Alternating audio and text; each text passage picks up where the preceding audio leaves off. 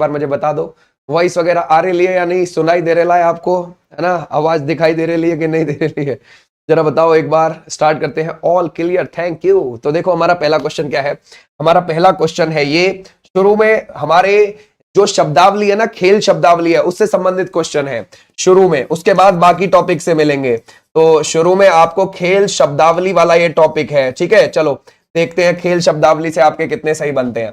शब्द लव का संबंध निम्नलिखित में से किस खेल से है, जरा बताओ। लव, सर लव हो जाएगा किससे हमारा, इसमें से lawn tennis is right answer. Tennis में हमेशा ध्यान रखो कि ये जो कोर्ट है ना, टेनिस का कोर्ट, इसकी जो लंबाई आपको देखने को मिलेगी वो 23.77 मीटर या फिर 78 फीट आपको देखने को मिलेगी। अगर आप सिंगल सिंगल खेल रहे हैं तो 8.23 मीटर आपको इसकी चौड़ाई देखने को मिलेगी। याद रखना यहां पर, यानी कि 8.23 यानी कि ये हो जाती है 27 फीट। ठीक है भाई, क्लियर हो जाएगा, ऐसे आप ध्यान रखोगे। और अगर आप डबल डबल खेल रहे हैं तो थोड़ी सी चौड़ाई बढ़ा लेते हैं, यहां पर 10.97 मीटर कर लेते हैं, यानी कि 36 फीट कर लेते हैं। ठीक है भाई, क्लियर हो जाएगा, ऐसे आप ध्यान रखोगे। अच्छा, अगर हम देखें टेनिस कितने प्रकार से ओलंपिक में खेला जाता है, 5 प्रकार से खेला जाता है। क्लियर हो जाएगा टेनिस। और टेनिस को ओलंपिक में कब शामिल किया गया था, ये 1896 में ही शामिल कर लिया गया था। ओके, और इसमें हमेशा ध्यान रखना, 0 को क्या बोलते हैं, लव बोलते हैं। और 15 पर इसका 1 अंक होता है, 30 पर इसके 2 अंक होते हैं, 40 पर इसके 3 अंक होते हैं। और अगर 40-40 स्कोर हो जाता है तो उसको ड्यूश कहते हैं, ड्यूश। और 40 के बाद जो भी 1 अंक खिलाड़ी लेकर आता है उसको बोलते हैं एडवांटेज। क्या बोलते हैं, एडवांटेज। और किसी भी खिलाड़ी को जीत के लिए 40 के बाद लगातार 2 अंक चाहिए, लगातार 2 अंक चाहिए, तब वो जीतेगा। ये बात ध्यान रखना, अगर वो बराबर है तो उसके बाद लगातार 2 अंक वो ले आया तो वो जीत जाएगा। ठीक है भाई, क्लियर हो जाएगा, ऐसे ध्यान रखोगे। आ जाओ नेक्स्ट पर भाई। बोलते हैं किस खेल में प्रतिभागियों को पगलिस्ट बोला जाता है, जरा बताओ किस खेल में बोला जाता है। अगर हम देखें बैडमिंटन, हॉकी, मुक्केबाजी या फिर टेनिस, कौन से में बोला जाता है। अगर हम देखेंगे पगलिस्ट बोला जाता है किस खेल में, तो सर क्या बैडमिंटन, या नहीं तो हॉकी, नहीं, मुक्केबाजी इज द राइट आंसर। मुक्केबाजी से आप मैरी कॉम का संबंध बता सकते हो, मैरी कॉम। आप विजेंद्र सिंह का संबंध बता सकते हो, विजेंद्र सिंह का संबंध। ठीक है भाई, इनका भी इसी से हो जाएगा, मैरी कॉम का भी इसी से हो जाएगा, अमित पंघाल भी इसी से हो जाएंगे, अमित पंघाल। डिंको सिंह का संबंध आप इन्हीं से बता सकते हो, डिंको सिंह। ठीक है भाई, क्लियर हो जाएगा, डिंको सिंह का। लवलीना बोरगोहेन का, लवलीना बोरगोहेन का संबंध भी आप इन्हीं से बता सकते हो। तो ऐसे भी आप ध्यान रखोगे। ठीक है भाई। और मुक्केबाजी को ओलंपिक में कब शामिल किया गया था, वो किया गया था 1904 में। कब, 1904 में किया गया था, ये भी आप ध्यान रखोगे। क्लियर है, शाबाश। आ जाओ नेक्स्ट पर।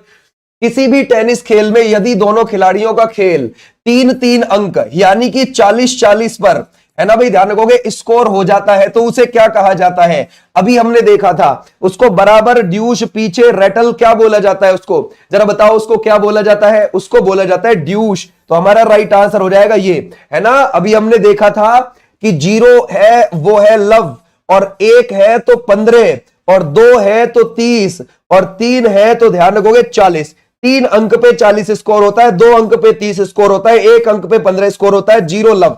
ठीक है भाई, क्लियर हो जाएगा, शाबाश, बहुत अच्छे। आ जाओ नेक्स्ट पर।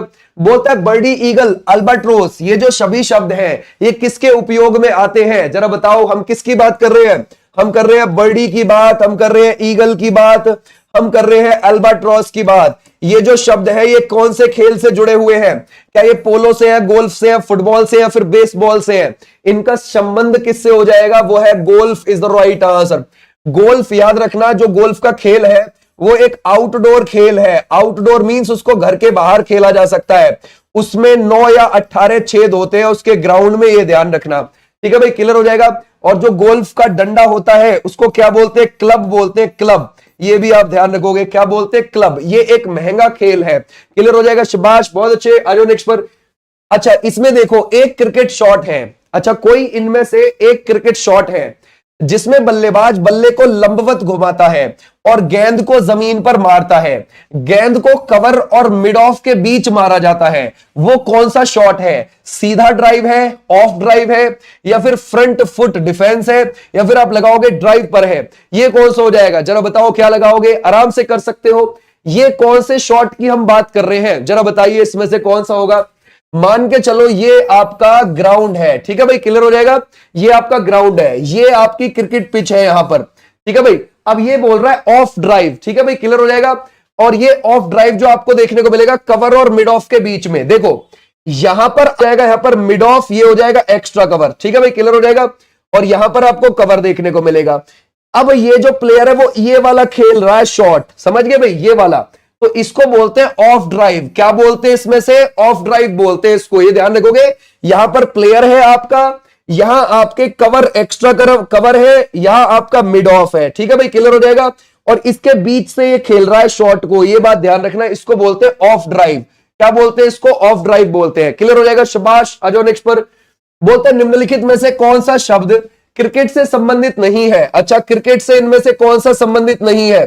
क्या ईगल है, बास्केट है, या फिर आप लगाओगे ना तो एक और ना ही दो, या फिर केवल एक ही संबंधित है, या फिर केवल दो ही संबंधित है, या फिर एक और दो दोनों संबंधित है? जरा बताओ क्रिकेट से इनमें से कौन सा संबंधित नहीं है? ठीक है भाई, शाबाश, बहुत अच्छे भाई। ईगल आपको किससे लगता है? ईगल तो हमें गोल्फ से लगता है जी, है ना, किससे हो जाएगा? गोल्फ से। और बास्केट, ये तो बास्केटबॉल से है, ठीक है भाई, ये तो बास्केटबॉल से है। तो इनमें से कोई सा भी क्रिकेट से संबंधित नहीं है। ए ऑप्शन बिल्कुल ठीक है, A is the right answer. Okay, clear है, इतना नहीं सोचना है, फटाफट आंसर हो जाएगा। निम्नलिखित में से किस खेल में बैक स्टिक पद का यूज किया जाता है? जरा बताओ, ये जो यूज होता है बास्केटबॉल में, बैडमिंटन में, हॉकी में, या फिर वॉलीबॉल में? अगर हम देखें, हम किसकी बात कर रहे हैं? हम बैक स्टिक की बात कर रहे हैं, बैक स्टिक। जरा बताओ क्या लगाओगे? तो सर ये हमारा कौन से खेल में यूज होगा? इसमें से वो खेल है जिसके ग्राउंड की लंबाई 91.4 मीटर है, चौड़ाई आपको 55 मीटर देखने को मिलती है। अब जरा बताओ हमारा राइट आंसर कौन सा रहेगा? हॉकी। हॉकी में 11 खिलाड़ी होते हैं और 60 मिनट का ये खेल होता है, ठीक है भाई, क्लियर हो जाएगा। और ये भी एक आउटडोर गेम है, घर के बाहर खेला जा सकता है, ठीक है। अच्छा, अगर हम देखें हॉकी को, हॉकी में हमारी टीम ओलंपिक में 8 तो गोल्ड ला रखी है और 1 सिल्वर ला रखी है, 4 ब्रॉन्ज ला रखी है, और टोटल कितने? 13 पदक ला रखे हैं। और 1971 में हॉकी का क्या हुआ था? हॉकी का हुआ था विश्व कप, ठीक है भाई, क्लियर हो जाएगा।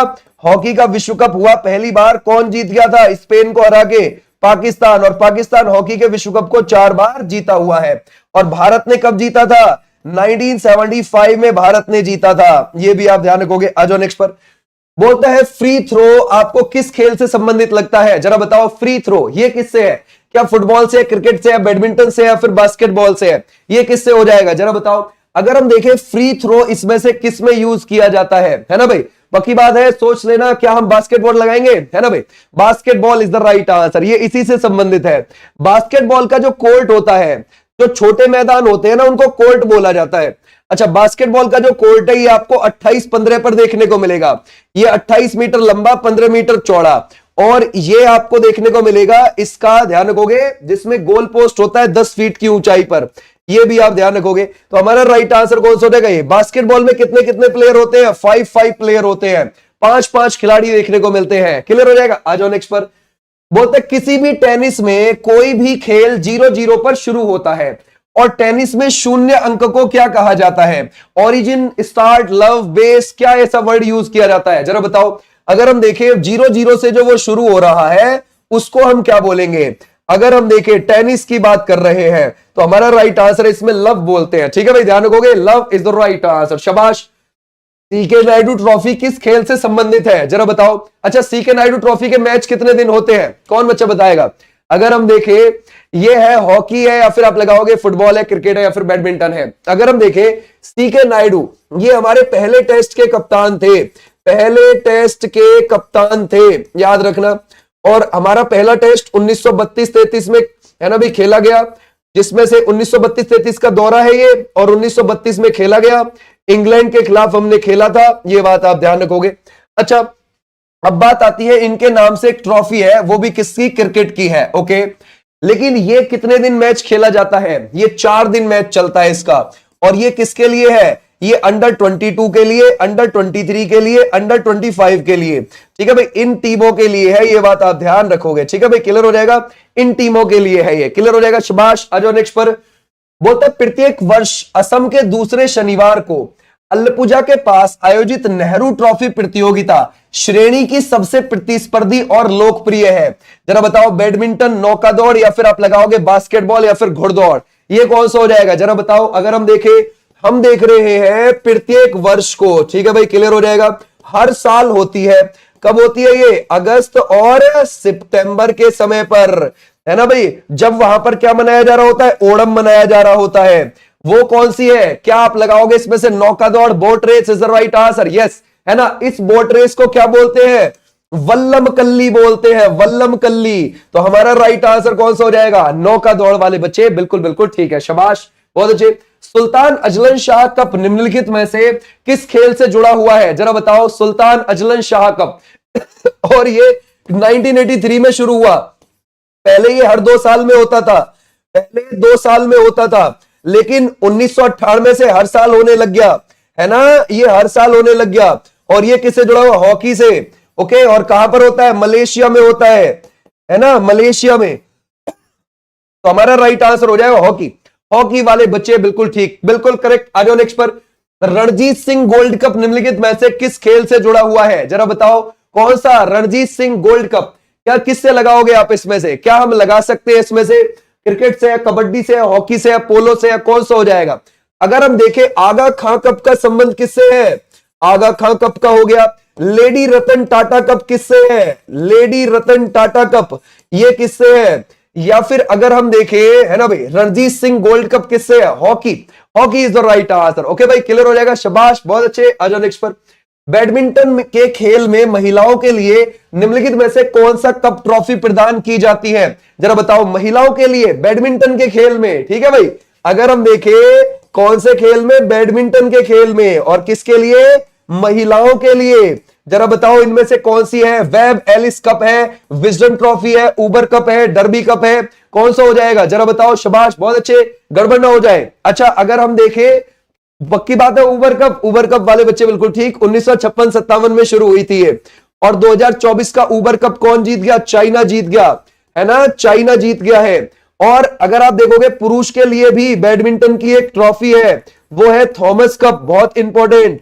और ये 1949 में शुरू हुई। और 2022 वाला इसको भारत जीत गया था इंडोनेशिया को हरा के, लेकिन 2024 वाला चाइना के पुरुष जीत गए, है ना भाई, चाइना के पुरुष जीत गए। ऐसे भी आप ध्यान रखोगे, बहुत अच्छा आंसर। आ जाओ नेक्स्ट पर।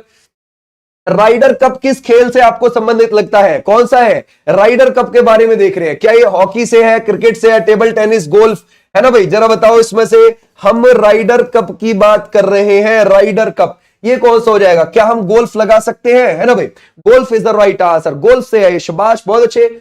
बोलता है आगा खां कप किस खेल से संबंधित है? अभी हमने देखा रणजीत सिंह गोल्ड कप को देखा, लेडी रतन टाटा कप को देखा, आगा खां कप को देखा। हमारा राइट आंसर है हॉकी, ठीक है भाई, कौन सा हो जाएगा? ओके, है ना भाई, 21 वाला हॉकी। 2011 के एक दिवसीय क्रिकेट मैच की मेजबानी ये किस देश ने करी थी? जरा बताओ, क्या लगाओगे? ऑस्ट्रेलिया है, केवल भारत है, भारत, श्रीलंका, बांग्लादेश है, केवल श्रीलंका, बांग्लादेश है, ये कौन सा हो जाएगा? जरा सोच के लगाओ, इसका आंसर कौन सा हो जाएगा? शाबाश, कर सकते हैं, है ना भाई, गड़बड़ ना हो जाए, बहुत अच्छे। ये देखो कैसे काम चलेगा, है, तुमने तो गड़बड़ कर दी, आराम से ही सोच के बताओ, आराम से आप कर सकते हो, कोई जल्दबाजी नहीं है, ठीक है। हमारा होगा भारत, श्रीलंका, बांग्लादेश, इन तीनों देशों में हुआ था, समझ गए। केवल भारत में 2023 वाला हुआ है, केवल भारत में 2023 वाला हुआ है, ठीक है, क्लियर हो जाएगा। ओके, अब देखो, अच्छा भारत में कब कब हुआ है? भारत में 1987 वाला था ना, वो भारत और पाकिस्तान दोनों में हुआ था, ठीक है भाई, क्लियर हो जाएगा। 1996 वाला जो था वो भारत प्लस पाकिस्तान प्लस, ध्यान रखोगे, लंका, इन 3 देशों में हुआ। फिर 2011 वाला वो भारत प्लस, ध्यान रखोगे, लंका, भारत, लंका और बांग्लादेश में हुआ, समझ गए भाई। और 2023 वाला भारत में हुआ पूरी तरह से। और अब 2027 वाला साउथ अफ्रीका में होगा, प्लस नामीबिया में होगा, नामीबिया में प्लस जिम्बाब्वे में होगा, है ना भाई, जिम्बाब्वे में होगा। तो ऐसे आप ध्यान रखोगे, ठीक है भाई, क्लियर हो जाएगा। तो हमारा राइट आंसर हो जाएगा ये वाले बच्चे, बिल्कुल ठीक है, क्लियर है, शाबाश, बहुत अच्छे, ये ध्यान रखना इंपॉर्टेंट है, ठीक है भाई। आ जाओ नेक्स्ट पर। बोलता है अमृत दीवान कप किस खेल से जुड़ा है? जरा बताओ, क्या लगाओगे इसमें से, है ना भाई, शाबाश, बहुत अच्छे। अमृत दीवान कप क्या बैडमिंटन से, हॉकी से, बास्केटबॉल या फिर नाव दौड़ से है? ये किससे हो जाएगा? सोफिया कप भी उसी खेल से जुड़ा हुआ है, अग्रवाल कप भी उसी खेल से जुड़ा हुआ है। अगर हम देखें, सोफिया कप भी और अग्रवाल कप भी, ठीक है भाई, अग्रवाल कप। ये दोनों कप किससे जुड़े हुए हैं? बैडमिंटन। अमृत दीवान भी बैडमिंटन से जुड़ा हुआ है। Okay, badminton is the right answer. शाबाश, बहुत अच्छे। अच्छा, बैडमिंटन में जो ये बीच में नेट लगा हुआ होता है वो बीच से कितनी ऊंचाई पर होता है? 5 फीट की ऊंचाई पर होता है। किनारों से कितनी ऊंचाई पर होता है? बैडमिंटन का जो ये जाल है, ध्यान रखोगे, ये लगा हुआ रहता है 5.1 फीट की ऊंचाई पर, ठीक है भाई, किनारों से। ये ध्यान रखना है हमें, ठीक है भाई, क्लियर हो जाएगा। तो ऐसे आप ध्यान रखोगे।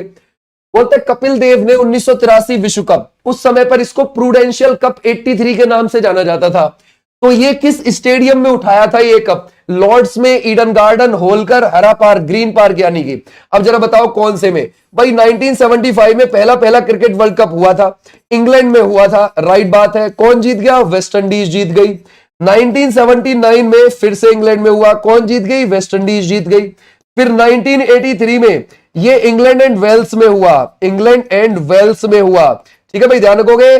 और इसको वेस्ट इंडीज को हरा के भारत जीत गया यहां पर, ठीक है भाई। लेकिन कौन से मैदान पर फाइनल हुआ? लॉर्ड्स पर हुआ। तो हमारा राइट आंसर कौन सा हो जाएगा? लॉर्ड्स वाले बच्चे, बिल्कुल बिल्कुल ठीक है, शाबाश। आ जाओ नेक्स्ट पर।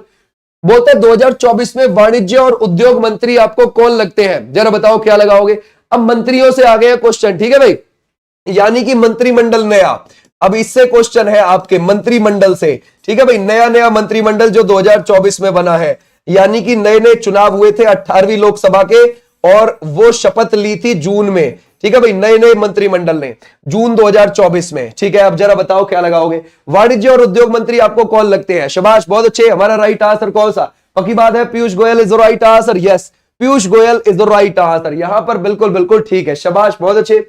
बोलते हैं 2024 की लोकसभा चुनाव में समाजवादी पार्टी ने उत्तर प्रदेश में कितनी सीटें जीती हैं? जरा बताओ। 37 है, या फिर आप लगाओगे 33 है, या फिर 30 है, या फिर आप लगाओगे 27 है? देखो, लोकसभा का जो ये चुनाव था ये 18वीं लोकसभा के लिए था, और 19 अप्रैल से शुरू हुआ था 2024 में, और 1 जून तक ये गया था चुनाव, ठीक है भाई, 2024 में। और रिजल्ट आया था 4 जून को, ठीक है भाई। मोदी जी ने जो शपथ ली थी वो 9 जून को ली थी, यानी कि मंत्रिमंडल ने जो शपथ ली है वो 9 जून को ली है। ओके, अब ये पूरा चुनाव जो था वो 543 सीट पर था, जिसमें से एक सीट पर पहले ही निर्विरोध सूरत से जो प्रत्याशी था बीजेपी का वो चुन लिया गया।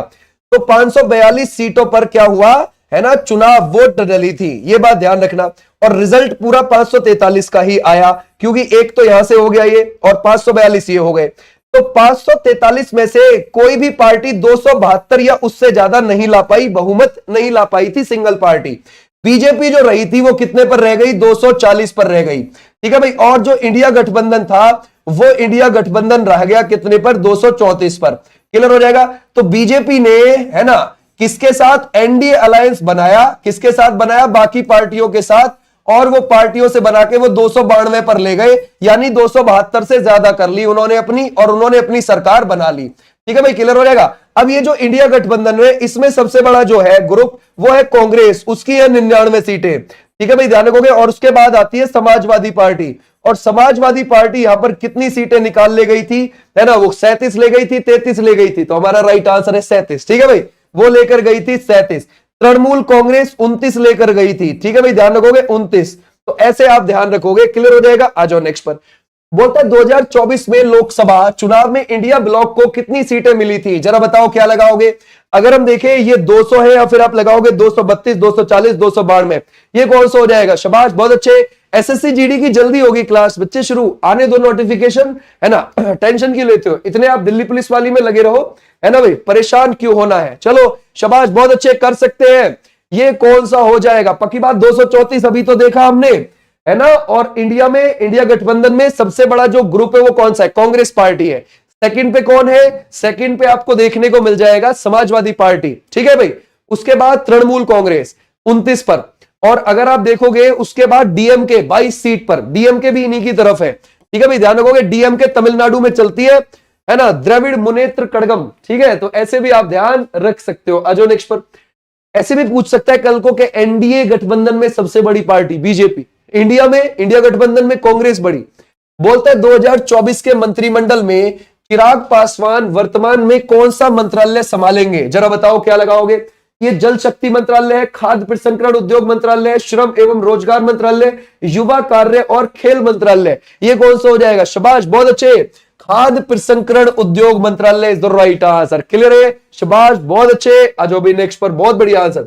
2024 में लोकसभा चुनाव में निर्वाचन क्षेत्र में नोटा के लिए सबसे अधिक वोट दर्ज किए गए। कहां से नोटा दबाया गया? जरा बताओ क्या लगाओगे?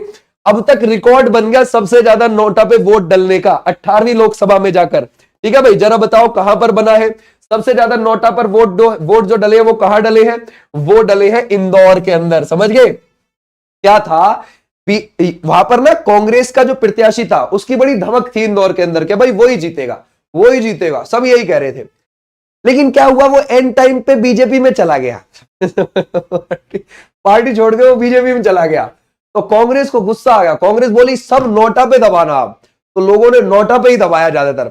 उससे क्या हुआ, जीता फिर भी वहां बीजेपी का प्रत्याशी। ठीक है भाई, तो ऐसे आप ध्यान रखोगे, हमारा राइट आंसर हो जाएगा इंदौर वाले बच्चे, बिल्कुल ठीक है। क्लियर हो जाएगा? आ जाओ नेक्स्ट पर।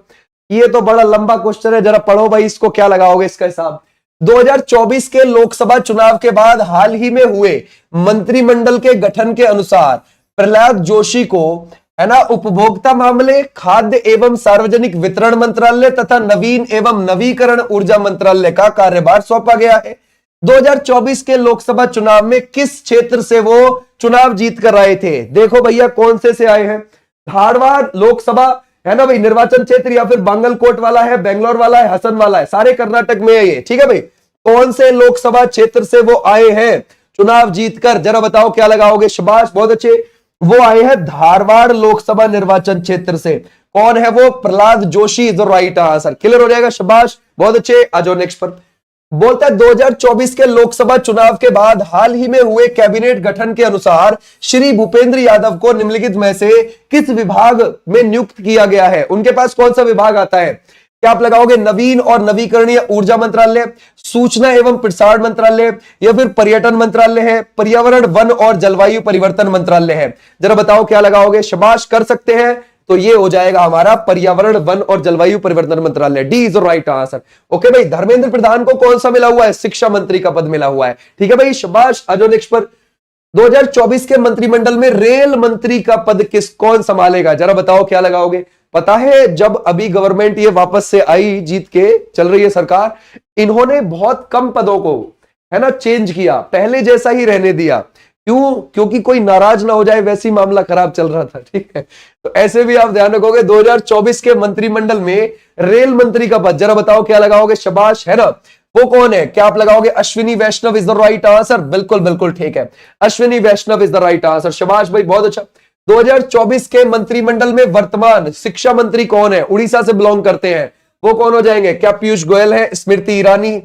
स्मृति ईरानी, समझ गए? या धर्मेंद्र प्रधान, या फिर आप लगाओगे अमित शाह? ये कौन है? तो हमारा राइट आंसर हो जाएगा शिक्षा मंत्री, वो हो जाएंगे Dharmendra Pradhan is the right answer. Clear है? शाबाश, बहुत अच्छे। आ जाओ भी नेक्स्ट पर। उड़ीसा से बिलोंग करते हो। 2024 में भारत के वर्तमान प्रधानमंत्री कौन है? अब कौन है? असली पद अब आया है। ठीक है भाई, वो कौन हो जाएंगे? Modi ji is the right answer. इनका लोकसभा निर्वाचन क्षेत्र कौन सा है? लोकसभा निर्वाचन क्षेत्र वो है बनारस, यानी कि काशी, है ना भाई। ऐसे भी आप ध्यान रख सकते हो। क्लियर हो जाएगा? शाबाश, बहुत अच्छे। आ जाओ भाई नेक्स्ट पर। बोलता है, अब देखो इसको थोड़ा सा मैचिंग करनी है। ठीक है, गहराई में जाके मैचिंग करनी है। जयंत चौधरी इनमें से कौन सा पद संभाल रहे हैं? ठीक है भाई, ध्यान रखोगे। और जितिन प्रसाद वो कौन सा पद संभाल रहे हैं? श्रीपद नाइक राज्य मंत्री कौन सा पद संभाल रहे हैं? ठीक है भाई, या फिर आप लगाओगे रामदास अठावले, ये कौन कौन सा पद संभाल रहे हैं? जरा बताओ क्या लगाओगे? बहुत सिंपल है, इसको आप लगा सकते हो। ठीक है भाई, कैसे? चलो देखते हैं। जयंत चौधरी के पास है कौशल विकास एवं उद्यमिता मंत्रालय, स्वतंत्र प्रभार, तो ये एक का एक ही है। जितिन प्रसाद राज्य मंत्री वाणिज्य एवं उद्योग मंत्रालय। ठीक है भाई, ध्यान रखोगे। अगर हम देखें श्रीपद नाइक, वो कौन से हो जाएंगे? विद्युत मंत्रालय, ये संभाल रहे हैं। और ये है रामदास अठावले, सामाजिक न्याय और अधिकारिता मंत्रालय संभाल रहे हैं। हमारा राइट आंसर ये, बहुत आराम से लगा सकते हो, 1 2 3 4। ठीक है भाई, क्लियर हो जाएगा। आ जाओ नेक्स्ट पर। 2024 कैबिनेट में वर्तमान सड़क परिवहन एवं राज्य मंत्री कौन है? जरा बताओ क्या लगाओगे? शाबाश, बहुत अच्छे। ये कौन है? शिवराज सिंह चौहान है, या फिर आप लगाओगे राजनाथ सिंह है, मनोहर लाल खट्टर है, या फिर आप लगाओगे नितिन गडकरी है? आपको पता है जो फिल्म इंडस्ट्री है, समझ गए, जो फिल्म इंडस्ट्री है हमारे यहां बॉलीवुड, लगभग आप 543 में से 60 से 70 के बीच मान सकते हो जो बॉलीवुड से बिलोंग करते हैं और वो सांसद हैं, समझ गए। अब उनको किस चीज की ज्यादा परख होगी, अपने पुराने फील्ड की या उनको नए फील्ड की ज्यादा होगी, सोचने वाली बात है, ठीक है भाई। क्योंकि 60 से 70 पूरे कर्मठ और जुझारू तो नहीं होंगे, उनमें से बस 5-7 जुझारू होंगे, बाकी तो वही है, समझ गए भाई। ये कौन सा लगता है आपको 2024 कैबिनेट में कौन सा, तो हमारा राइट आंसर कौन सा हो जाएगा, Nitin Gadkari is the right answer. Okay भाई, क्लियर हो जाएगा। आ जाओ नेक्स्ट पर। 2024 के नए मंत्रिमंडल में वित्त मंत्री का पद कौन संभालेगा, जरा बताओ किसके पास गया वित्त मंत्री का पद। क्या आप लगाओगे पीयूष गोयल है, निर्मला सीतारमन है, अमित शाह, या फिर आप लगाओगे Smriti Irani. Nirmala Sitharaman is the right answer. इन्होंने 8वीं बार 1 फरवरी 2025 को अपना बजट पेश किया, समझिए भाई। तो हमारा राइट आंसर कौन सा हो जाएगा, ये वाले बच्चे, बिल्कुल ठीक है, शाबाश, बहुत अच्छे। राष्ट्रपति द्रौपदी मुर्मू ने लोकसभा के किस संस्करण को भंग कर दिया था, जरा बताओ क्या लगाओगे, किसको किया, क्या लगाओगे, 15वीं को या फिर 16वीं को, 17वीं को या फिर 18वीं को। द्रौपदी मुर्मू जी प्रेसिडेंट जो बनी वो 2022 में बनी थी, ठीक है भाई, क्लियर हो जाएगा, 25 जुलाई को, क्लियर हो जाएगा। और ये संथाल ट्राइब से बिलोंग करती हैं, उड़ीसा से बिलोंग करती हैं, और ये हमारी कितनेवें नंबर, 15वें नंबर की हमारी हो जाएंगी प्रेसिडेंट, ठीक है भाई। अब जरा बताओ, तो इन्होंने 17वीं लोकसभा को भंग कर दिया था जून में, जून 2024 में। क्यों, क्योंकि अगली लोकसभा का गठन होना था ना, क्योंकि चुनाव हो चुके थे, तो अगली लोकसभा का गठन होना था 2024 में ही। ओके भाई, जून में, तो अगली लोकसभा बन गई थी हमारी 18वीं, ठीक है भाई, क्लियर हो जाएगा। अभी 18वीं ही चल रही है हमारी। आ जाओ नेक्स्ट पर। और ये जो भंग करते हैं, ये मंत्री परिषद या प्रधानमंत्री के कहने पर करते हैं भंग, प्रेसिडेंट बोलते हैं 2024 के मंत्रिमंडल में कृषि और किसान कल्याण विभाग किसके पास होगा, जरा बताओ क्या लगाओगे। ये नरेंद्र सिंह तोमर है, या फिर आप लगाओगे भूपेंद्र यादव है, या फिर शिवराज सिंह चौहान है, या फिर आप लगाओगे मनोहर लाल खट्टर है, जरा बताओ क्या लगाओगे इसमें से। शाबाश, आपको पता है सीएम लंबे समय तक रहे, कहां के रहे, मध्य प्रदेश के, समझ गए भाई। और एक ईमानदार नेता आप कह सकते हो इनको, समझ गए। तो हमारा राइट आंसर कौन सा हो जाएगा, शिवराज सिंह चौहान। बोलते हैं लोकसभा चुनाव 2024 में किस पार्टी ने सबसे अधिक सीटें जीती हैं, जरा बताओ क्या लगाओगे इसमें से। अगर हम देखें भारतीय राष्ट्रीय कांग्रेस, या फिर आप लगाओगे भारतीय जनता पार्टी, या फिर आम आदमी पार्टी, या फिर तृणमूल कांग्रेस है, जरा बताओ, शाबाश, बहुत अच्छे। अगर हम देखें लोकसभा चुनाव में किस पार्टी ने सबसे ज्यादा सीटें जीती, ठीक है भाई, तो हमारा कौन सा हो जाएगा, ये है Bharatiya Janata Party is the right answer. आ जाओ भी नेक्स्ट पर। कितनी, 240 सीटें निकाल कर ले गई थी। ओके भाई, 2024 के मंत्रिमंडल में विदेश मंत्रालय का कार्यभार किसके पास होगा, जरा बताओ ये किसके पास है। क्या ये अमित शाह के पास है, या फिर आप लगाओगे एस जयशंकर, या फिर स्मृति ईरानी, या फिर आप लगाओगे निर्मला सीतारमन, ये कौन हो जाएंगे, जरा बताओ, शाबाश। क्या हम एस जयशंकर लगा सकते हैं, बिल्कुल बिल्कुल ठीक है। एस जयशंकर से पहले हमारी विदेश मंत्री सुषमा स्वराज थी, ओके, तो ऐसे भी आप ध्यान रख सकते हो। आ जाओ नेक्स्ट पर। 2024 में स्वास्थ्य और परिवार कल्याण मंत्रालय, ये कौन है, जरा बताओ। क्या आप लगाओगे मनसुख मंडाविया, अमित शाह लगाओगे, निर्मला सीतारमन, या फिर आप लगाओगे जेपी नड्डा, ये कौन हो जाएंगे, शाबाश, बहुत अच्छे। हम कह रहे हैं स्वास्थ्य और परिवार कल्याण मंत्री, ये कौन है, ये है जेपी नड्डा, और ये राज्यसभा में मंत्री है अभी, ठीक है भाई, ध्यान रखोगे। राज्यसभा के क्या है, नेता है, नेता सदन के। अच्छा, लोकसभा में सदन का नेता कौन होता है, प्रधानमंत्री होता है, याद रखोगे। लोकसभा में सदन का नेता कौन होता है, वो पीएम होता है, तो अभी मोदी जी है वहां पे, ठीक है भाई, सदन के नेता लोकसभा में, ठीक है भाई, क्लियर हो जाएगा, शाबाश, बहुत अच्छे। आ जाओ नेक्स्ट पर। अब देखते हैं वुमेन प्रीमियर लीग 2025 की, ठीक है। वुमेन प्रीमियर लीग जो महिलाओं की प्रीमियर लीग होती है, आईपीएल के जैसे ही, बस वही है। जरा बताओ 2025 में महिला प्रीमियर लीग का कौन से संस्करण खेला गया है, जरा बताओ। क्या लगाओगे, तीसरा, चौथा, पांचवा, या फिर छठा खेला गया है, ये कौन सा हो जाएगा, जरा बताओ, शाबाश। अच्छा, एक बात बताओ, अगर कल को यूं पूछने लगे कि WPL के चेयरमैन कौन है, फिर क्या बताओगे आंसर, बताओ, ठीक है भाई। WPL कब शुरू हुआ है, 2023 में शुरू हुआ पहला संस्करण, 2024 में हुआ दूसरा संस्करण, 2025 में हुआ तीसरा संस्करण। पहला और तीसरा वो मुंबई की टीम जीत गई, ठीक है भाई, ध्यान रखोगे, मुंबई की टीम जीत गई। और दूसरा वाला कौन जीत गई, आरसीबी की महिलाएं जीत गई थी। मुंबई की जो कप्तान है वो कौन है, हरमनप्रीत कौर है, जो भारतीय महिला टीम की भी कप्तान है। और आरसीबी की कौन है, स्मृति मंदाना है, स्मृति मंदाना। ऐसे भी आप ध्यान रखोगे। और ये कितनेवें नंबर का था? तीसरे नंबर का संस्करण, ठीक है भाई। और इसके जो चेयरमैन है वो कौन है? इसके चेयरमैन है WPL के, अगर आप देखोगे चेयरमैन हो जाएंगे अरुण धूमल। कौन हो जाएंगे? अरुण धूमल हो जाएंगे इसके, ये भी आप ध्यान रख सकते हैं, ठीक है भाई। आ जाओ नेक्स्ट पर।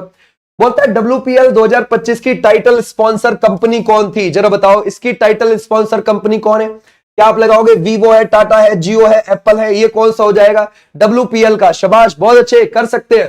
तो सर इसका कौन हो जाएगा? Tata is right answer. कौन सा? टाटा वाले बच्चे, बिल्कुल ठीक। वर्ष 2025 में टाटा WPL का खिताब किस टीम ने जीत लिया? तो अभी तो हमने देखा कि किसने जीता है, ठीक है भाई। तो हमारा राइट आंसर कौन सा हो जाएगा इसमें से? मुंबई इंडियंस ने जीत लिया, मुंबई की टीम ने जीत लिया। किसको हराया? देखो तीनों बार फाइनल में दिल्ली हारी है, ये ध्यान रखना। 2023 में भी, 2024 में भी और 2025 में भी फाइनल में दिल्ली हारी है। समझिए भाई, क्लियर हो जाएगा। फाइनल में कौन सी हारी है? दिल्ली, ठीक है। इस बार भी दिल्ली को 8 विकेट से हरा दिया, ठीक है भाई, ध्यान रखोगे, 8 विकेट से हराया। तो ऐसे भी आप ध्यान रख सकते हो, फाइनल में क्लियर हो जाएगा। शाबाश, बहुत अच्छे। आ जाओ नेक्स्ट पर। WPL का फाइनल मैच कब खेला गया था? जरा बताओ, क्या लगाओगे उसका? फाइनल मैच जरा बताओ, पहला कब हुआ, फाइनल कब हुआ, ये जरा बताइए, ठीक है भाई। अगर हम देखें 14 फरवरी 2025 ये था उद्घाटन मैच, ठीक है भाई, उद्घाटन, ठीक है। तो ये फाइनल जरा बताइए कब खेला गया है, देखूं मैं आपका राइट आंसर क्या है, ठीक है भाई। पक्की बात है 15 मार्च को खेला गया है, 15 मार्च को खेला गया है 2025 में।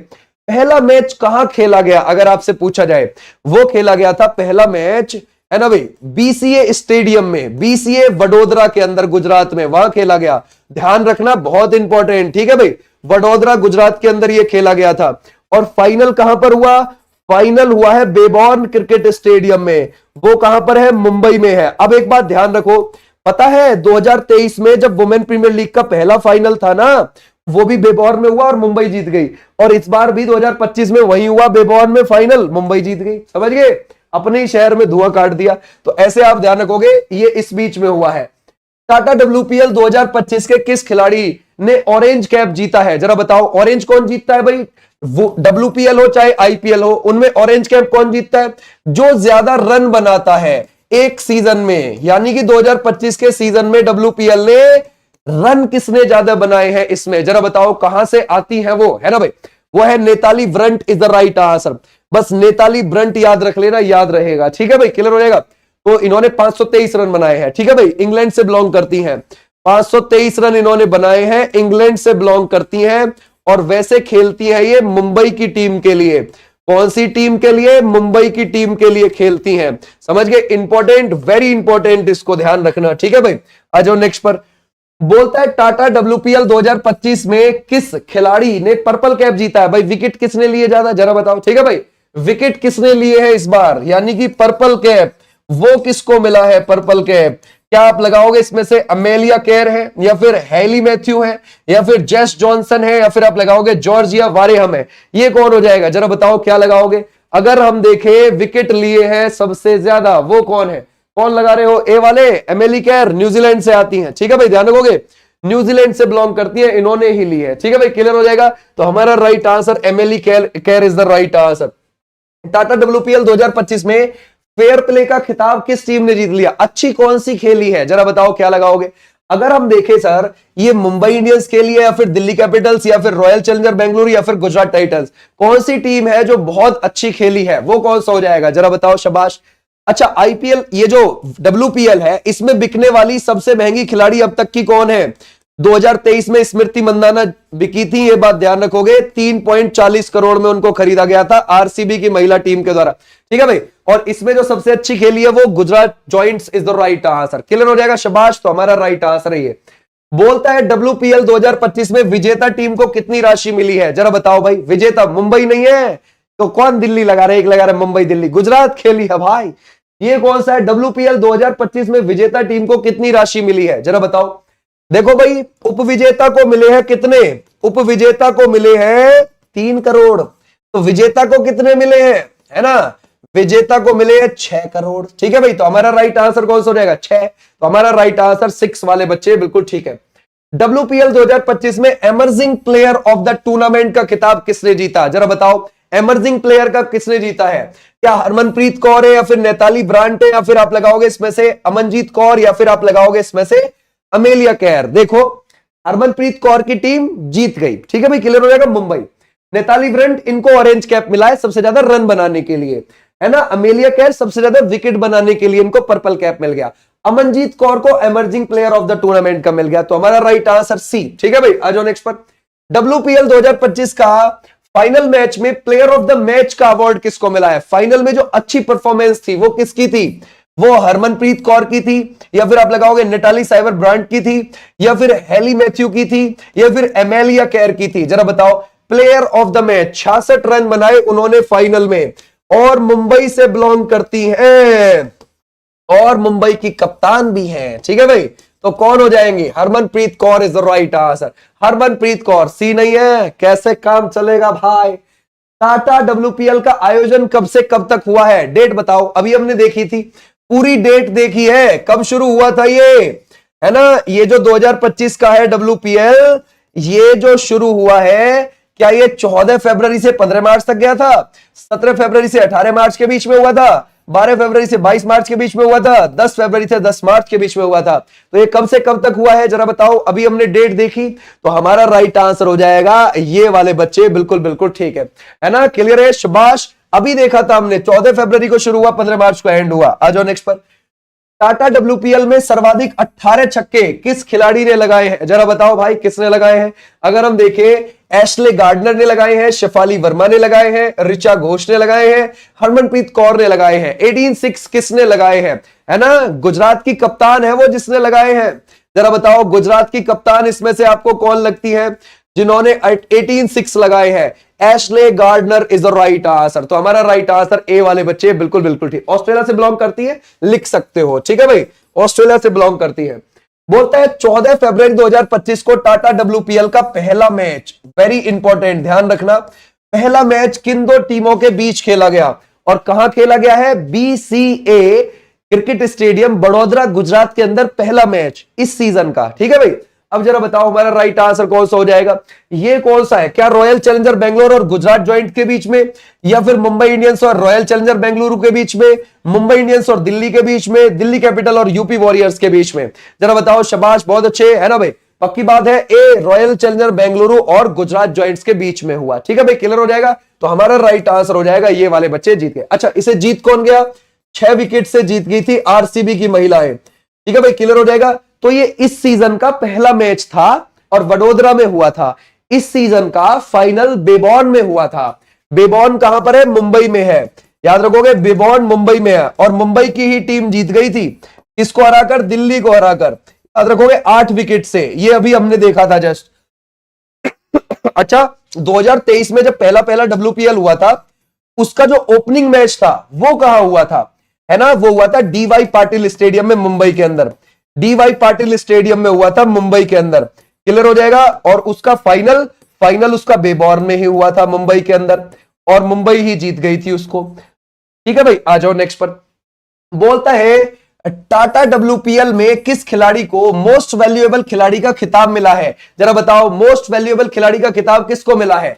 अगर हम देखें, हरमनप्रीत कौर, नैताली साइबर ब्रांट, या फिर हेली मैथ्यूज, या फिर एमेली कौर, ये किसको मिला है? जरा बताओ, शाबाश, बहुत अच्छे, कर सकते हैं, है ना भाई।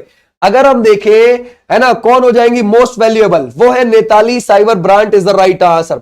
इंग्लैंड से बिलोंग करती हैं। इस सीजन में उन्होंने 523 रन भी बनाए हैं, 12 विकेट भी लिए हैं, 12 विकेट भी इन्होंने चटकाए हैं, ये भी आप ध्यान रखोगे। और ये मुंबई की ओर से खेलती हैं, है ना। और इस सीजन में इनको ऑरेंज कैप भी मिला है क्योंकि इन्होंने सबसे ज्यादा रन बनाए हैं इस सीजन में। और तो और 1000 से ज्यादा रन बनाने वाली पहली वुमेन प्रीमियर लीग की महिला बन गई है। ये 1000 से ज्यादा रन हो गए हैं इनके, ठीक है भाई, ये भी आप ध्यान रखोगे। आ जाओ नेक्स्ट पर। बोलता है वुमेन प्रीमियर लीग 2025 का फाइनल मैच किस स्टेडियम में खेला गया? ये किस में खेला गया? जरा बताओ, क्या लगाओगे?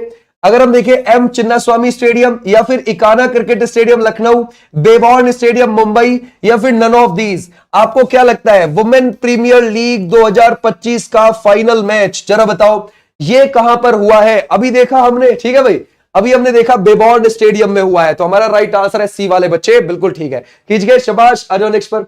WPL में एक मैच में सर्वाधिक रन ये किस खिलाड़ी ने बनाए, जरा बताओ क्या लगाओगे। WPL 2025 में एक ही मैच में जो ज्यादा रन बनाए हैं, जरा बताओ वो किसने बनाए हैं।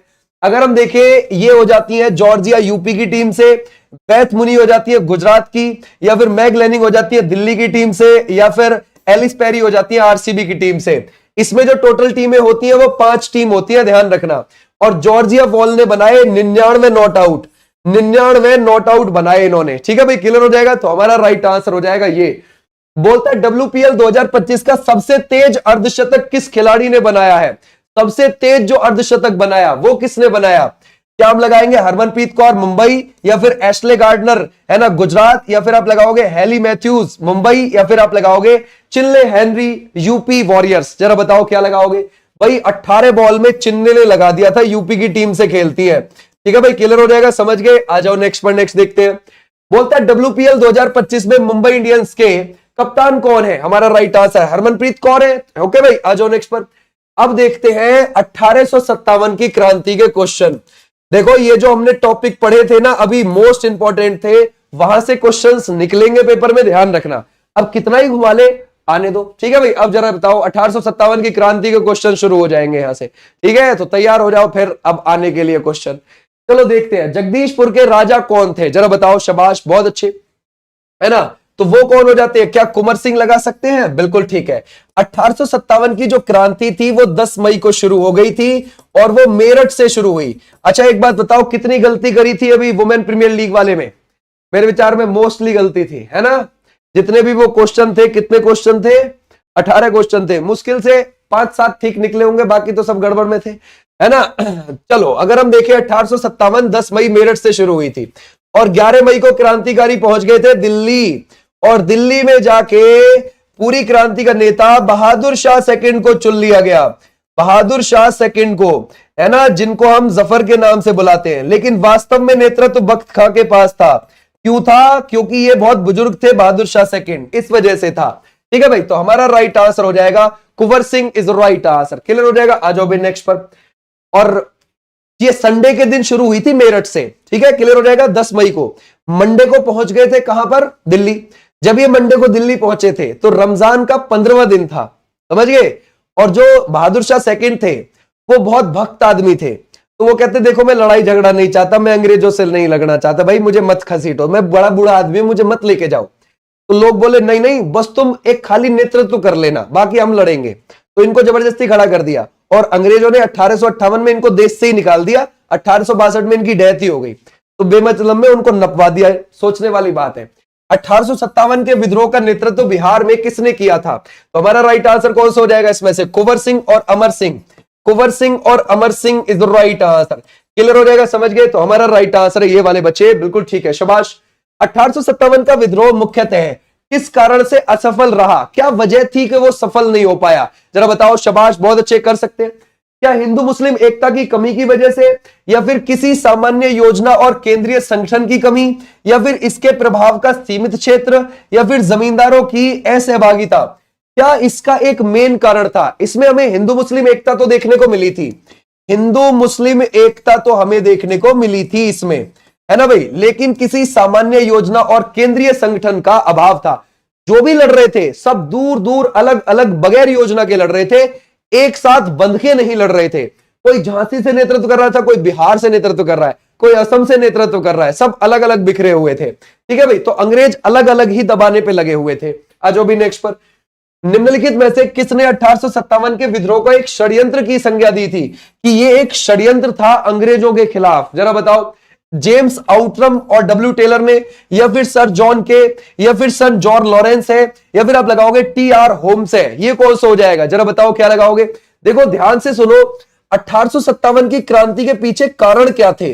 देखो तत्कालिक कारण तो आपको अच्छे से पता है कि भाई 1856 में, है ना, जो ध्यान रखोगे एनफील्ड गन थी, ध्यान रखोगे जो एनफील्ड बंदूक थी, उसके लिए चर्बी वाले कारतूस यूज करना, चर्बी वाले कारतूस यूज करना, और उस कारतूस में गाय और सुअर का मांस है, तो हिंदू और मुस्लिम, ध्यान रखोगे, दोनों उसको अफेंड ले गए इस वजह से कि भाई हमारा धर्म भ्रष्ट हो रहा है, इनको हमें मुंह से खोलना पड़ेगा कारतूस को, और उससे हमारा धर्म भ्रष्ट होगा। तत्कालिक कारण तो ये था। लेकिन इससे पहले भी तो बीज बो चुके थे। कौन से?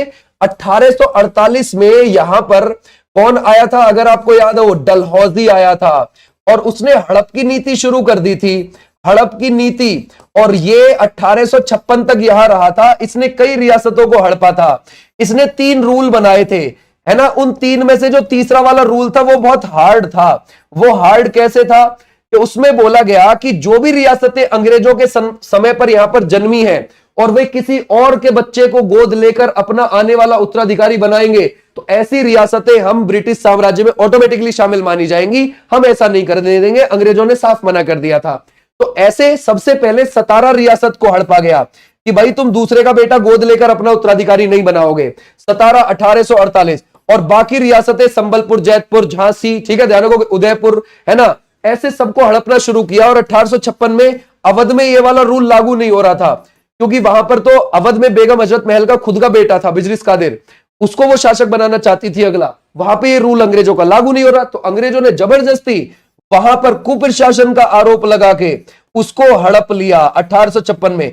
ये बात इतनी खराब लगी बहुत ज्यादा लोगों को। अब एक बात बताओ, ये कोई राजा है और उसकी जो प्रजा है या उसके जो लोग हैं, उनको खाना खर्चा कौन दे रहा है? वो राजा ही तो लाके दे रहा है, कहीं से भी जीत के, टैक्स से, कैसे भी करवा के वो उनको चला रहा है एक तरीके से।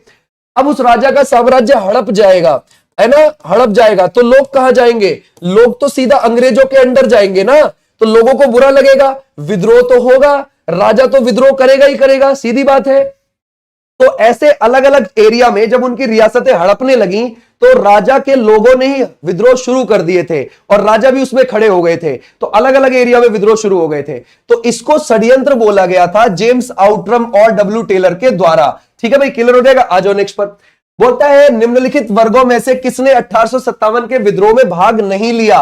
किसने भाग नहीं लिया? खेतीहर मजदूर ने, या फिर साहूकार ने, या फिर कृषक ने, या फिर आप लगाओगे जमींदार ने? जरा बताओ इसमें से क्या हो जाएगा? शाबाश, किसने हिस्सा नहीं लिया? जरा बताओ।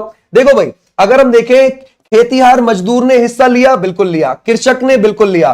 साहूकार ने नहीं लिया। जमींदार ने नहीं लिया। यानी कि 2 और 4 ने नहीं लिया, है ना भाई। ये अंग्रेजों की बातों से सहमत थे। ठीक है भाई, ध्यान रखोगे, अंग्रेजों की बात से यहां पर साहूकार और जमींदार सहमत थे। तो डी को आप हटा दोगे यहां पर। आ जाओ नेक्स्ट पर। 1857 में किसने इलाहाबाद को आपातकालीन मुख्यालय बनाया था? जरा बताओ क्या लगाओगे, किसने बनाया? देखो 1857 में, है ना, एक हमारी जो ना कुछ समय के लिए राजधानी रही थी, कुछ समय के लिए राजधानी रही थी, वो कौन सी रही थी? अगर आप देखोगे, इलाहाबाद। और आपातकालीन मुख्यालय भी बना था। हालांकि हमें ऐसा सुनने में आता है कि ये राजधानी 1858 में कुछ समय के लिए बनी थी, एक दिन के लिए। लेकिन ये 1857 में इलाहाबाद को आपातकालीन मुख्यालय कैनिंग ने बनाया था, क्योंकि कैनिंग 1856 से लेकर 1858 तक हमारे भारत का गवर्नर जनरल था। और 1858 में जब कंपनी का शासन खत्म हो गया यहां पर, तो 1858 से लेकर 1862 तक इसको भारत का पहला वायसराय बना दिया गया था। ठीक है भाई, तो Canning is the right answer. 1857 के बरेली विद्रोह का नेता कौन था? खान बहादुर खान है, कुंवर सिंह है, मौलवी अहमदुल्ला है, बिजलिस कादिर है। कौन हो जाते हैं बरेली से? जरा बताओ। शाबाश। अगर हम देखें तो हमारा राइट आंसर हो जाएगा Khan Bahadur Khan is the right answer. Okay, अच्छा, अगर हम देखें मेरठ से नेतृत्व कौन कर रहे थे? कदम सिंह कर रहे थे, कदम सिंह। ठीक है भाई, क्लियर हो जाएगा। और मुजफ्फरनगर से कौन कर रहे थे? वो कर रहे थे भगवान सिंह। ये भी आप ध्यान रखोगे। ठीक है भाई, अगर हम देखें ये मथुरा से कौन कर रहे थे? वो कर रहे थे देवी सिंह, नेतृत्व कर रहे थे देवी सिंह। ठीक है भाई, और गुरु राम सिंह जी कहां से कर रहे थे? पंजाब से कर रहे थे। ये कर रहे थे पंजाब से नेतृत्व। क्लियर हो जाएगा। अच्छा, अगर हम देखें बल्लभगढ़ से कौन नेतृत्व कर रहा था? राजा नाहर सिंह कर रहे थे। राजा नाहर सिंह नेतृत्व कर रहे थे। ठीक है भाई, क्लियर हो जाएगा। ऐसे भी आप ध्यान रखोगे। अच्छा, दीपूजी राणा कहां से कर रहे थे? दीपूजी राणा गोवा से नेतृत्व कर रहे थे। कहां से? गोवा से। और झांसी से कौन नेतृत्व कर रहा था? रानी लक्ष्मीबाई नेतृत्व कर रही थी, जो कि ग्वालियर में जाके शहीद हो गई थी, यूरोज की सेना से हार गई थी वो। और अगर हम देखें कानपुर से कौन कर रहे थे? तात्या टोपे कर रहे थे। तात्या टोपे ये नेतृत्व कर रहे थे। और अगर हम देखें, है ना, लखनऊ से कौन नेतृत्व कर रहा था? वो बेगम हजरत महल कर रही थी अपने हस्बैंड के साथ में। ठीक है भाई, ये भी आप ध्यान रखोगे। ठीक है भाई, क्लियर हो जाएगा। ऐसे मणिराम दत्त कहां से कर रहे थे? असम से कर रहे थे नेतृत्व। ओके, बोलता है आजादी की पहली लड़ाई 1857 में भाग किसने नहीं लिया? इसके समय पर कौन नहीं था जरा बताओ। तात्या टोपे थे, लक्ष्मीबाई थी, बहादुर शाह सेकंड था, लेकिन भगत सिंह जी नहीं थे। आ जाओ नेक्स्ट पर। निम्नलिखित में से किसने 1857 में अंग्रेजों से संघर्ष किया है? किसने किया है? इनमें से कौन लगते हैं आपको? या आप लगाओगे इसमें से चंद्रशेखर आजाद है, रामप्रसाद बिस्मिल है, शहादत खान है, माखनलाल चतुर्वेदी है। कौन हो जाएंगे इसमें से जरा बताओ। शाबाश भाई, ना तो यहां पर माखनलाल चतुर्वेदी है, ना ये हमारा राइट आंसर हो जाएगा। Shahadat Khan is the right answer. Okay, आ जाओ नेक्स्ट पर। भारत में प्रथम स्वतंत्रता संग्राम का मुख्य तत्कालिक कारण जो एकदम आग लगी थी, है ना, अलग अलग छोटे मोटे राजा तो परेशान थे ही अंग्रेजों से, और जो एकदम आग लगी थी, बंप हुआ था बिल्कुल, वो किस वजह से हुआ था बंप? वो हुआ था, क्या आप लगाओगे, अंग्रेजों का धर्म में हस्तक्षेप का संदेह। ठीक है भाई, B is the right answer. B की वजह ही तो है, तो हमारा राइट आंसर ये हो जाएगा। धर्म भ्रष्ट करने की बात आ गई थी यहां पर। ओके, क्लियर हो जाएगा। आ जाओ नेक्स्ट पर। 1857 में भारत में हुए विद्रोह के एक नेता तात्या टोपे का मूल नाम क्या था? जरा बताओ क्या था?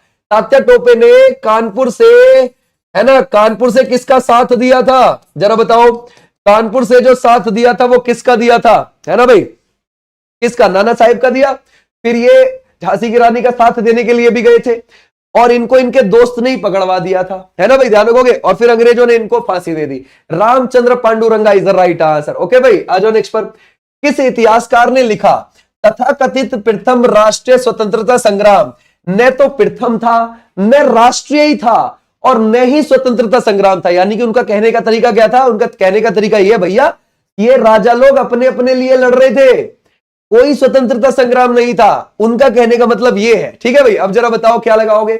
आरसी मजूमदार, या फिर आप लगाओगे वीडी सावरकर, या फिर आप लगाओगे एसएन सेन, या फिर आप लगाओगे इनमें से कोई भी नहीं है? जरा बताओ। शाबाश, बहुत अच्छे। तो हमारा राइट आंसर है आरसी मजूमदार ने ये बात बोली थी। ठीक है भाई, आ जाओ नेक्स्ट पर। बोलता है मेरठ में विद्रोह कब प्रारंभ हुआ? मेरठ में कब शुरू हो गया? ये हो गया था 10 मई 1857। हमारा राइट आंसर ये। आ जाओ नेक्स्ट पर। बोलता है 1857 के, है ना, समसामयिक और समकालिक इतिहासकार कौन लगते हैं आपको? उस समय पर जो इतिहासकार थे वो कौन थे? जरा देखते हैं भाई। मुंशी जीवनलाल उस समय के हैं क्या? या फिर दुर्गादास, है ना भाई, ध्यान रखोगे, ये यंगोपाध्याय, या फिर आप लगाओगे सैयद अहमद खान, या फिर आप लगाओगे मुइनुद्दीन? इनमें से आपको इतिहासकार कौन लगते हैं? जरा बताओ क्या लगाओगे उस समय के? क्या ये ऑल लगा सकते हैं हम? All is the right answer. ये सारे ही थे। इन नाम को एक बार देख लेना। मुंशी जीवनलाल है, दुर्गादास है, और सैयद है, या मुइनुद्दीन है। ये हो जाएंगे, ध्यान रखोगे, चारों के चारों को आप याद रखोगे। आ जाओ नेक्स्ट पर। बोलता है 1857 के विद्रोह के संदर्भ में निम्नलिखित में से किसे उनके मित्र ने धोखा दिया और अंग्रेजों द्वारा बंदी बनाकर मार दिया? जरा बताओ कौन सा था भाई वो, है ना? शाबाश, बहुत अच्छे, कर सकते हैं। क्या हम लगा सकते हैं नाना साहेब के साथ धोखा हुआ? नहीं। खान बहादुर खान के साथ हुआ, कुंवर सिंह, तात्या टोपे, तो Tatya Tope is the right answer. Okay, Tatya Tope के साथ धोखा हुआ था, ये आप ध्यान रखोगे। आ जाओ भाई नेक्स्ट पर। निम्नलिखित में से कौन सा एक क्षेत्र 1857 के विद्रोह से प्रभावित नहीं था? 1857 का जो विद्रोह था ना, साउथ में बिल्कुल कम पनपा था।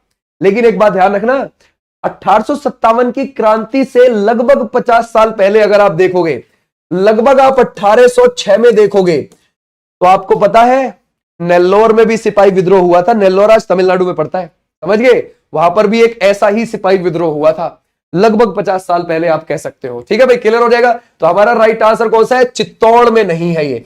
चित्तौड़ कहां पर पड़ता है? राजस्थान में आपको देखने को मिलेगा। आ जाओ नेक्स्ट पर। बोलता है इस मिसाल में हम मुसलमानों को हिंदुओं से भिड़ा नहीं पाए। ठीक है, निम्नलिखित में से कौन सा एक घटना से एचिसन के इस कथन का संबंध है? कौन सी घटना के बारे में बात कर रहा है वो? 1857 के विप्लव के बारे में, या फिर आप लगाओगे चंपारण सत्याग्रह 1917 के बारे में, खिलाफत और असहयोग आंदोलन के बारे में, या फिर आप लगाओगे 1942 की अगस्त क्रांति के बारे में? किस बारे में बात कर रहा है? 57 की क्रांति के बारे में बात कर रहा है। ठीक है भाई, क्लियर हो जाएगा। आ जाओ नेक्स्ट पर। नेक्स्ट देखते हैं। अब आते हैं अगले क्वेश्चंस, है ना, ध्यान रखोगे। यूरोपियों का भारत में आगमन। ठीक है भाई, ध्यान रखोगे, यूरोपियों का भारत में आगमन से क्वेश्चन है। अब भारत में आगमन, अगला वाला टॉपिक आपका यहां से शुरू होता है अब। ठीक है भाई, चलो देखते हैं। ये कहता है वह पुर्तगाली कौन था जिसे गोवा पर अधिकार कर लिया? जरा बताना कौन था वो। ठीक है भाई, कौन है वो आदमी? अगर हम देखें कि अल्मीडा है, अल्बुकुर्क है, गामा है, या फिर आप लगाओगे नोवेली है, इसमें से कौन सा हो जाएगा? देखो क्या हुआ, 1498 में यहां पर वास्को डी गामा सबसे पहले आया, और वास्को डी गामा कौन से देश से था? पुर्तगाली यात्री था, ये पुर्तगाल से था। तो यहां पर सबसे पहले पुर्तगाली आए। पुर्तगालियों का पहला वायसराय 1505 से 1509 के बीच में था, उसका नाम था अल्मीडा। ठीक है भाई, अल्मीडा ने यहां पर ब्लू वाटर पॉलिसी लगाई थी। कौन सा? ब्लू वाटर पॉलिसी लगाई थी, ये भी आप ध्यान रखोगे। फिर इसके बाद जो गद्दी पर बैठा 1509 से लेकर 1515 के बीच में, इनका दूसरा वायसराय वो था अल्बकुर्क। याद रखोगे कौन था? अल्बकुर्क। और अल्बकुर्क ने ब्लू वाटर पॉलिसी को बंद कर दिया था। तो पेपर में पूछा जाता है किसने शुरू की, किसने बंद की। और 1510 में उसने, है ना, गोवा को किससे ले लिया था? बीजापुर के शासक से छीन लिया। बीजापुर के शासक थे यूसुफ आदिल शाह।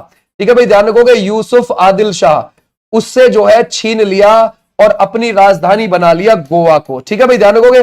पहले ये लोग कोच्चि और केरल वाले एरिया में ही सीमित थे, तो ये ध्यान रखोगे गोवा चले गए फिर ज्यादातर अपना अड्डा बनाने के लिए। हमारा राइट आंसर है अल्बकुर्क। बोलता है भारत में ईस्ट इंडिया कंपनी का पहला गवर्नर जनरल कौन है? जरा बताओ वो कौन है? ये किसकी बात कर रहा है? पहला गवर्नर जनरल की बात कर रहा है। ठीक है भाई, ईस्ट इंडिया कंपनी। देखो, सबसे पहले पुर्तगाली आए थे हमारे देश में, ठीक है। उसके बाद आए थे डच, यानी कि नीदरलैंड वाले, है ना भाई, नीदरलैंड या फिर हॉलैंड वाले। ठीक है भाई, ऐसे भी आप ध्यान रखोगे। उसके बाद कौन आए हैं? डचेस के बाद वो आए ब्रिटिशिश। ओके भाई, ब्रिटिशिश आए। फिर आए डेनिश, यानी कि डेनमार्क वाले आए। फिर आए हैं यहां पर फ्रांसीसी आखिर में। ठीक है भाई, ध्यान रखोगे, फ्रांसीसी आए हैं। अब बात कर रहे हैं हम किसके? इनकी। अगर हम देखें इन ब्रिटिशिश में जो ईस्ट इंडिया कंपनी रही है, उसका पहला गवर्नर जनरल कौन है? जरा बताओ। तो हमारा राइट आंसर है वॉरेन हेस्टिंग। वॉरेन हेस्टिंग 1772 से 1774 तक पहले तो वो बंगाल का गवर्नर रहा, बंगाल का गवर्नर बनकर रहा था। ठीक है भाई, फिर 1773 के रेगुलेटिंग एक्ट से इसको 1774 से 1785 तक के लिए क्या बना दिया? बंगाल का गवर्नर जनरल। बंगाल का गवर्नर जनरल बना दिया था इसको। ऐसे भी आप ध्यान रखेंगे। तो हमारा राइट आंसर क्या है? Warren Hasting. आ जाओ नेक्स्ट पर। निम्नलिखित में से यूरोपियों में से भारत में सबसे पहले अपना व्यापार फैलाया और प्रभावित किया, जरा बताओ कौन है ऐसे जिन्होंने सबसे पहले यहां पर व्यापार फैलाया था? क्या आपको लगेगा ब्रिटिश है, फ्रेंच है, डच है या फिर पुर्तगाली है? वो कौन से हो जाएंगे? जरा बताओ। शाबाश, बहुत अच्छे, है ना भाई। सबसे पहले इन्होंने, पुर्तगालियों ने यहां पर रायता फैलाया था। राइट बात है। और पुर्तगालियों में भी सबसे पहले वास्को डी गामा यहां से मसाले लेकर गया और यूरोप में जाके 60 गुना दाम में उसने बेचे थे। राइट बात है। और पुर्तगालियों में ये जो वास्को डी गामा आया था, ये कब कब आया है? 1498 में आया, 1502 में आया, 1524 में आया। इसकी मृत्यु यही होगी, कोच्चि में इसकी कब्र है। ठीक है भाई, ध्यान रखो, ये कहां पर है? कोच्चि में इसकी आपको कब्र देखने को मिल जाएगी। आ जाओ भाई नेक्स्ट पर। बोलते हैं वर्ष 1498 में वास्को डी गामा भारत में कहां पर उतरा था? जरा बताओ। क्या वो गोवा में उतरा, कालीकट, मंगलौर या फिर कोचीन में उतरा? वो उतरा कहां था? जरा बताओ। और वहां के एक लोकल शासक जमोरिन, जिसके पास उपाधि थी जमोरिन की, उसने इसका वेलकम भी किया था। तो हमारा राइट आंसर हो जाएगा कौन सा? ध्यान रखोगे, कालीकट बंदरगाह उतरा है वो। ठीक है भाई, क्लियर हो जाएगा। कालीकट कहां पर आपको देखने को मिल जाएगा? ये आपको केरल में देखने को मिल जाएगा। क्लियर है, शाबाश। आ जाओ नेक्स्ट पर। वास्को डी गामा कहां का रहने वाला था? जरा बताओ, ये कहां का लगाओगे इसमें से? कहां का रहने वाला था वो? अगर हम देखें पुर्तगाल, हॉलैंड, अमेरिका या फिर फ्रांस, ये कौन सा हो जाएगा? शाबाश, बहुत अच्छे। अगर हम देखें इसमें से, है ना, पता है आपको, जब आप बिहार जाओगे ना, समझ गए, जब आप बिहार जाओगे तो बिहार में छपरा और मुजफ्फरपुर के बीच में आपको एक छोटा सा गांव पड़ता है, कस्बा, उसका नाम है तुर्की। समझ गए? क्या नाम है? तुर्की है उसका नाम, तुर्की। समझ गए? और उस पे उर्दू में भी तुर्की लिखा हुआ है भाई। समझ गए? उर्दू में भी लिखा हुआ है। तो एक बार मैं भी जा रहा था ट्रेन से, तो वहां पर देखा, सुबह सुबह में सो के उठा था, और जब वो छपरा से मुजफ्फरपुर के बीच थी ट्रेन, तो वहीं वो तुर्की के पास रुकी खड़ी थी। तो सुबह सुबह उठा, मैं देखा कहाँ आ गए पता नहीं, नेटवर्क आ नहीं रहे थे फोन में, लोकेशन का पता ही नहीं था। तो मैं बाहर देख रहा हूँ खड़ा हो गए, कहा भाई कहाँ? तुर्की। भाई साहब हार्ट अटैक आने जैसी हालत हो गई थी, मगर रात रात में ट्रेन कहाँ ले आया ये। और मैं वहां लोगों से पूछ रहा हूँ, मगर भैया ये बताओ जरा कि आप किस लोकेशन पे? कहता तुर्की। मगर तुर्की तो है, कौन सा तुर्की? कहता तुर्की। ऊपर से वहां उर्दू में और लिखा हुआ था तुर्की, मगर शायद ये फारसी में ही होगा। तो हमारे यहाँ पर ऐसी ऐसी लोकेशन आपको देखने को मिल जाती। हो सकता है किसी राज्य में, किसी शहर में अमेरिका भी हो एक आध। समझ गए? तो ये कौन सा हो जाएगा? Vasco D gamma. Vasco D gamma कहां का रहने वाला था? पुर्तगाल का था। आ जाओ नेक्स्ट पर। बोलता है गोवा, दमन और दीव का उपनिवेशीकरण मूलतः किया गया। जरा बताओ किसके द्वारा किया गया? डचों के द्वारा, अंग्रेजों के द्वारा, फ्रांसीसी या फिर पुर्तगालियों के द्वारा है? ये कौन सा हो जाएगा? अगर हम देखें गोवा, दमन, दीव का उपनिवेशीकरण मूलतः ये किसके द्वारा किया गया? सर यहां पर कौन लोग रहते थे, किनका कब्जा होता था? पुर्तगालियों का होता था। ठीक है भाई, आ जाओ नेक्स्ट पर। नेक्स्ट देखते हैं। बोलता है अल्बकुर्क ने गोवा को 1510 में किससे छीन लिया था? जरा बताओ किससे छीन लिया था इसमें से?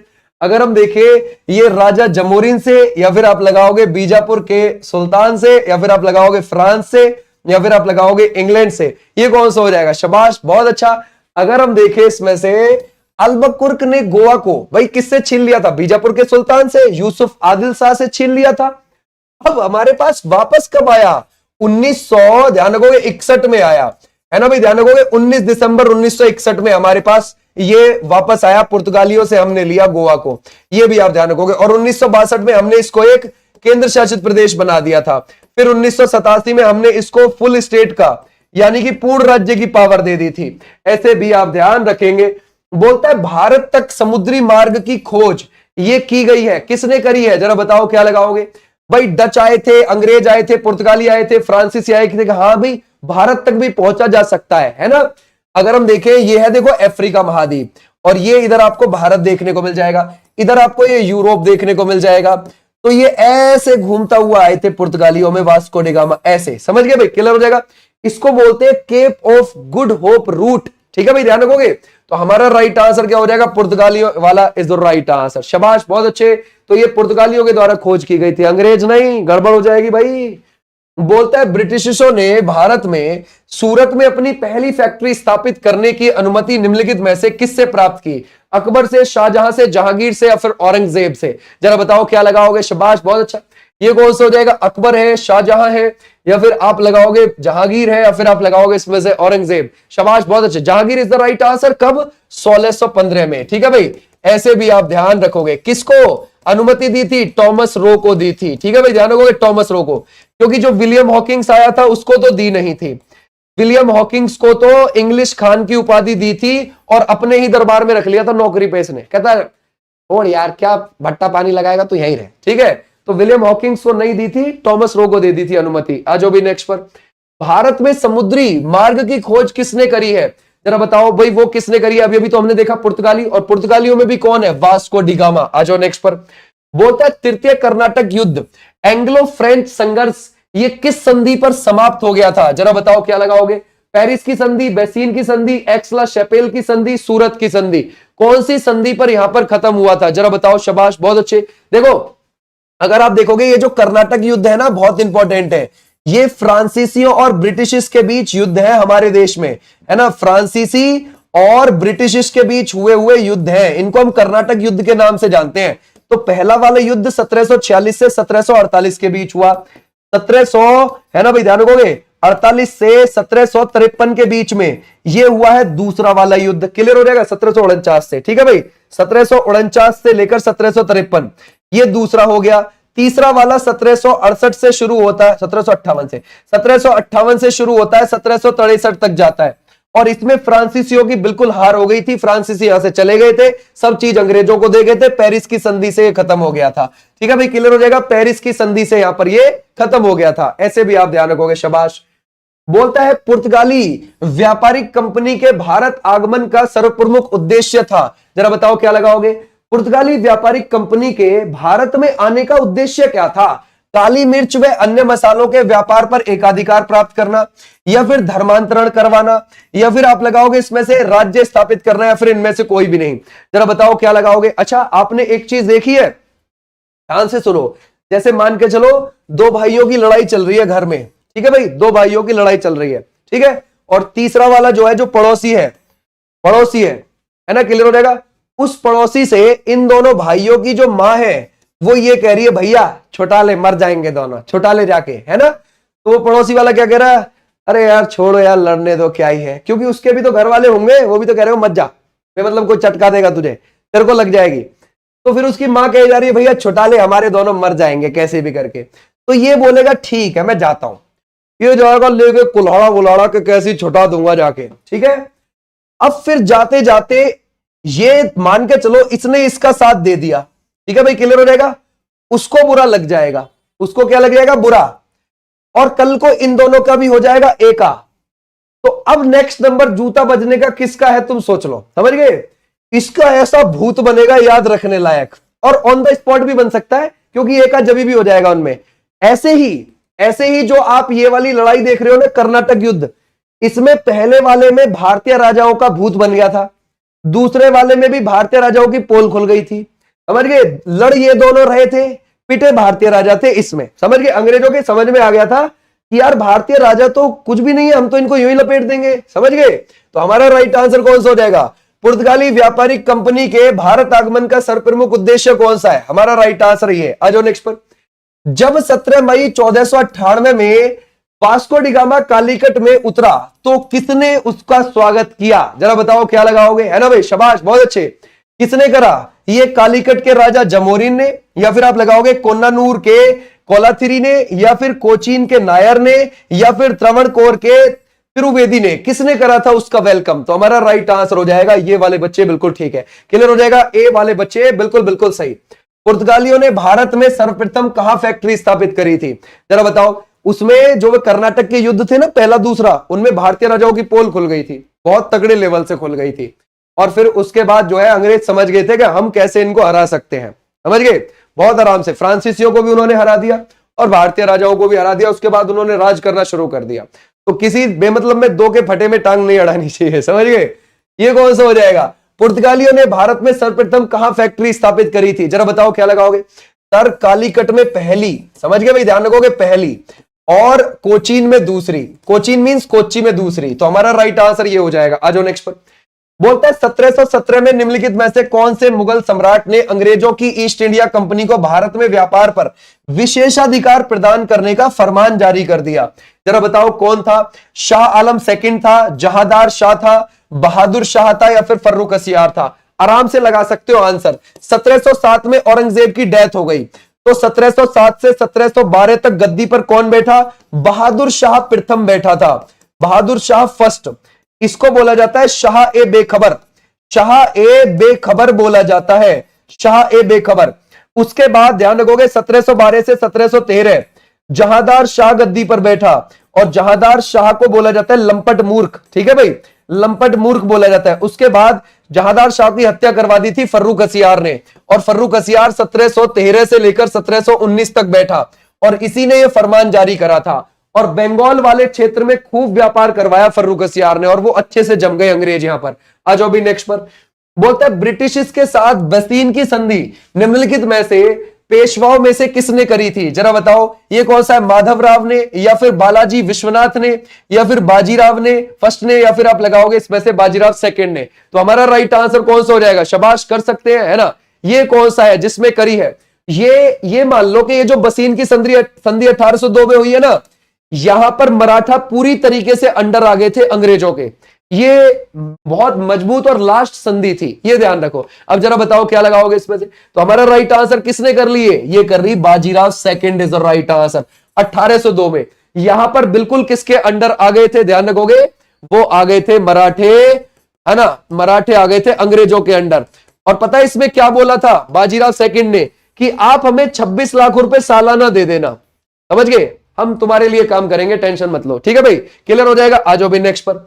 बोलता है ईस्ट इंडिया कंपनी के नेतृत्व में रॉबर्ट क्लाइव का उत्तराधिकारी निम्नलिखित में से कौन था, जरा बताओ क्या लगाओगे इसमें से। अगर हम देखें बेंटिक था, कार्नवालिस था, या फिर आप लगाओगे हेस्टिंग था, या फिर वेलेजली था, कौन हो जाएगा।